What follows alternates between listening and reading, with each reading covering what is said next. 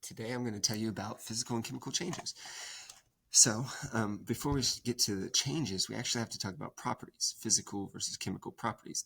Physical property is a property that you can see in the substance that has to do with the identity of that substance. So you can measure it without changing the identity. For instance, change of state. So right here I have ice. It's melting in my hands. It's melting all over. I can make it melt even more. Never mind, I think I'm out. But you can melt it, turns into water. Then you can boil it, turns into a gas. That is a change of state. No matter what happens to that ice, it stays water.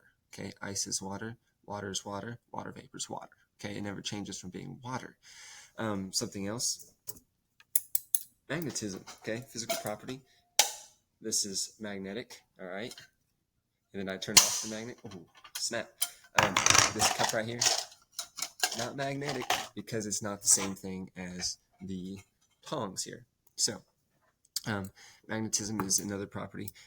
To undergo a physical change, any change of state is physical because you're not changing the identity. If you grind something, if I tore this apart or ripped my paper or something, that's physical change. You're not changing the identity, just changing the shape or breaking it into smaller pieces. All right, physical change, fairly straightforward.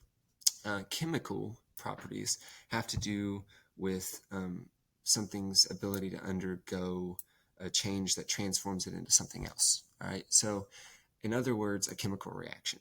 So, if I could get this to burn, which I can't, I'm seriously out now. Burning something is a chemical change because you're burning it. You can't get it back. All right. We melt water or we melt ice into water. You can get it back into ice. You boil it, you can get it back into water.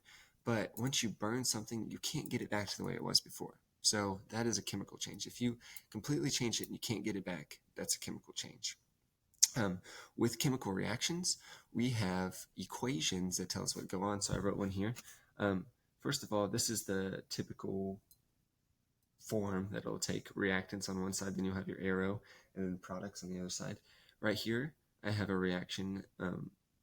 If you don't know already, you will know really well because we'll do this one a lot. It's fun. Dangerous, but fun. We'll be careful. Hydrogen and oxygen to water. It's an explosion, but it just makes water, so it's neat. This one down here is burning methane, right? You make carbon dioxide and water. And that's what we use back there in the lab for making our Bunsen burners light things up. So chemical changes have to do with converting one or more substances into something else. That's the difference. It's not too complicated. If it involves a reaction, chemical change. If it just kind of changes the form of something but doesn't change the identity, that's a physical change.